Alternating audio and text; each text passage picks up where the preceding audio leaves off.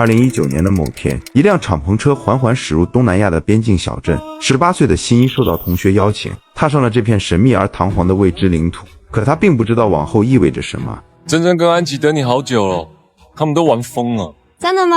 真的啊。他们的目的地是一个名叫天堂饭店的度假村，帅哥相伴又有豪车接送，本以为是人生的新起点，却不料下车的第1秒就被迷晕。随后一个男人打开车门，像货物一样将心仪扛进了大门。透过华丽的装潢，内部却是堪比地狱的电诈园区，无数人排好队接受审阅，同时也为自己的命运画上句号。一觉醒来，心仪看到了一个恍惚的身影，有人正在检查她的下体。而眼前的男人正是一直憨态可掬的张世凯，看着他浑身颤抖，对方则更加的兴奋。果然是好女孩呀！不要担心，好女孩在我们这里待遇很好。心仪上天无路，入地无门，在绝望的哭喊声中被张世凯当众强暴，他的悲惨人生也正式拉开帷幕。很快，心仪的母亲张静就发现了问题，电话不接，短信不回，只是一味的拍照炫耀。而好友慧君也隐约在背景中听到喊救命的声音。有没有？没有啊，听起来像风声。不是，我听起来像人家在喊救命。你说他会不会出什么意外啊？你是不是想太多了？你看，他一直在更新影片，怎么会出意外呢？好不容易打通了电话，看到女儿的那一刻，悬在心底的石头才终于落了地。两个孩子已经会面，看似风轻云淡的对话，却总是充满了匆忙。而接下来的一句话，却让张静如坠深渊。那你跟爸说一声哦，叫他不要担心，很快就能见到他了。OK， 那就先这样哦，拜拜。你看，现在年轻人挂电话都挂得那么快。张静挂下电话后若有所思，因为丈夫去世已久，那心仪的这句话又有什么隐喻呢？电话的另一端，几名女孩被重重包围，一切看似的美好也只是背景而已。心仪被交到女组长的手中，对方边走边美化这里的园区，可一名又一名的受罚者却见证了这里的残酷。这里的环境黑暗狭小，每个房门都被安上了铁网，就像监狱一样，让人不寒而栗。来，进来，你住这间啊。心仪有了一名叫小娟的室友，她养了一条小狗，可面对无助的眼神，她却伸手拉上了帘子。这里没有任何感情，更没有丝毫的怜悯。从第2天开始，她就要在这座天堂赚钱赎身。诈骗话术写满了整面墙，四周也有荷枪实弹的警卫监视他们的一举一动。这里以后就是你工作的地方哦，只要想逃，看大家都有枪，听到没有？这里在里面讲话小声一点，大家都在工作。走，停。啊，这是你的位置。心仪被带到了自己的工位，上面还保留着之前学姐的笔记。马仔滔滔不绝向他介绍这里的规矩，只要完成既定任务，就能送他安全回家。不要想打电话求救哈，每个电话都被监听，听到没有？他四处环顾所谓的同事，发现这里的人一旦进入角色，就会迸发出无穷的精力。也许真的像马仔说的那样，只要完成任务，不仅能回家，还会有奖金可以拿。小娟也像换了个人一样，只要接通电话，脸上就会洋溢出灿烂的笑容。你在那个框框里面输入你的手机号码。对，奶奶，你把那个数字念给我听。下班后，所有女孩排起了长龙，在驱赶声中被推下泳池。心仪紧张的四处观望，可迎来的却是小娟的警告：别看了，那边都有人看着，逃不出去的。心仪暂时压下了逃跑的想法，她必须要尽快熟悉业务，从众多联系方式中寻找线索。可电话打了不少，能接通的却少得可怜。一整天下来，所有人都完成了目标，空旷的大厅里只有心仪还在顶着夜色加班。您找到 ATM 机了吗？有，找到。那请您插入你的提款卡。真的，我插进去了。对啊，插进去。插哪里了？逼你吗？操你妈的死大店，不要脸！干你了！即使没日没夜的干活，却总是得不到饭吃。这里的人充满了冷漠，没人愿意为弱者伸出援手。他看着墙上空空的业绩单，小娟已经贴满了星星，这就意味着她很快就能回家，可自己的却始终空空如也。经过几天的相处，小娟已不再像开始那样拒人于千里之外。她拿出一袋零食交给心仪，是不是？哦，谢谢。OK， 你是不是叫心仪？你知道吴美全，她叫 Lucky。她好可爱哦，我可以摸摸她吗？两个女孩第一次有了交流，也让心仪感觉到这个冰冷的世界终于有了一丝温暖。可好景不长，小娟就完成了最后一笔业绩，她的脸色也由晴转阴，随后站起身来举手通告：达标了。check。去吃饭吗？可以来。到。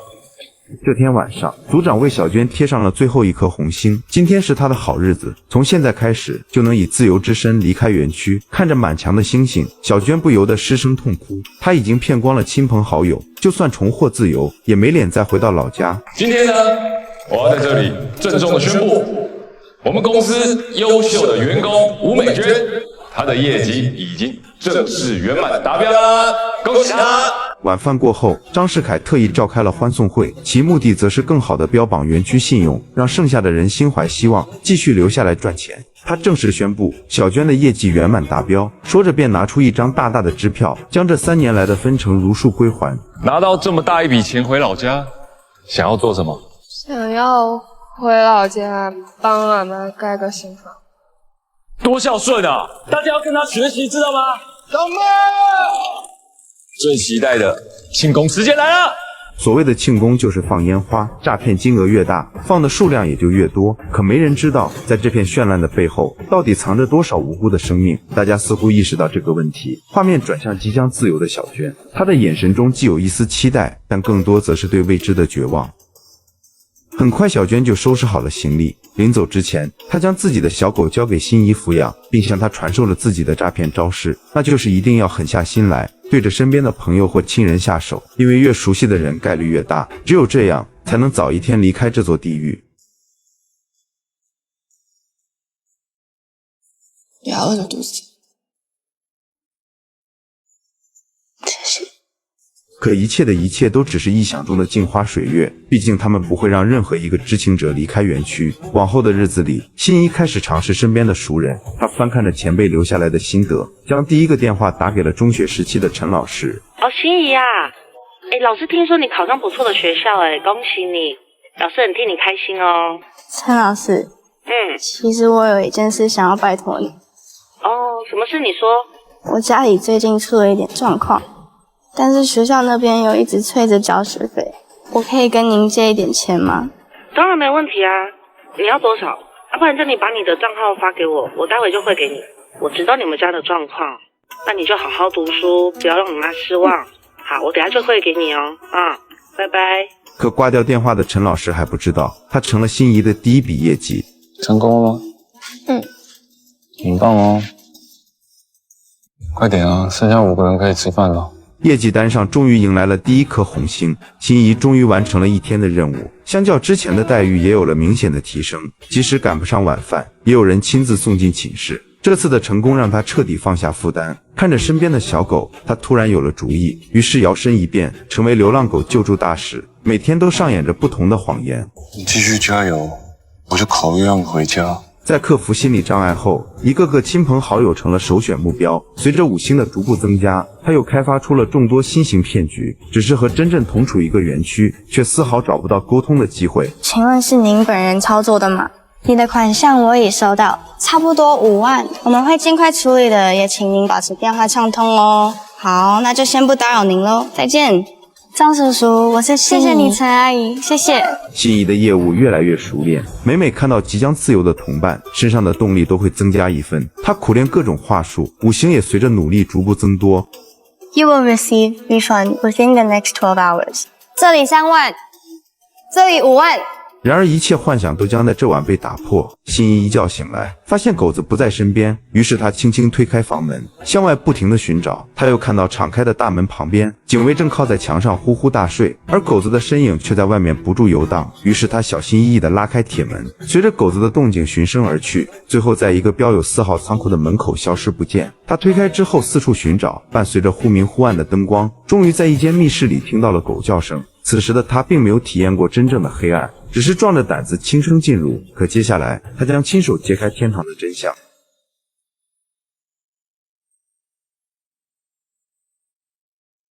狗子在一具尸体面前驻足，他一阵心里发毛，在抱起狗子的同时，也终于意识到了问题。随后他鼓足勇气掀开了尸体上的白布。你一定要保护好自己。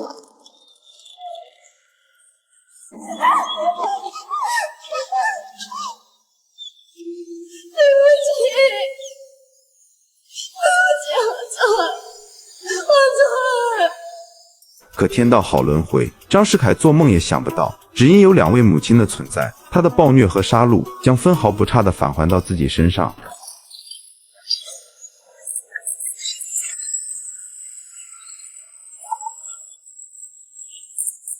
这部剧集齐了李光洁、舒淇和贾静雯3大影后。当法律正义难以抚平他们的丧女之痛，一场极端的复仇计划就此展开。不久之后，电诈园区被警方破获，可张世凯却成功逃脱。在离开之前，他只看到了一幅恐怖的画面：安琪惊慌失措地站在楼顶的窗边，而珍珍却躺在不远的地方。当时的场面混乱不堪，张世凯也没有多想，这也成为日后最关键的线索。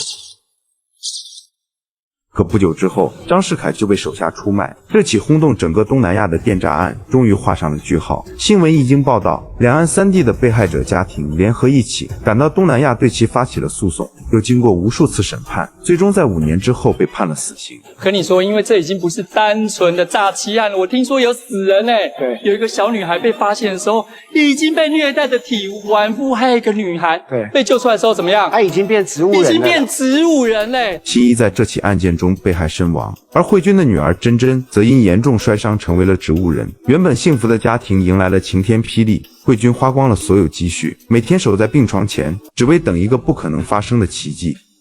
明天就是张世凯被执行死刑的时间，众多受害者家属纷纷赶往机场，他们要亲眼见证这个恶魔去下地狱。然而当所有人来到候机大厅的时候，一个胖女人突然迎面跪在了地上。我儿子死了以后，他的这些罪孽也握着。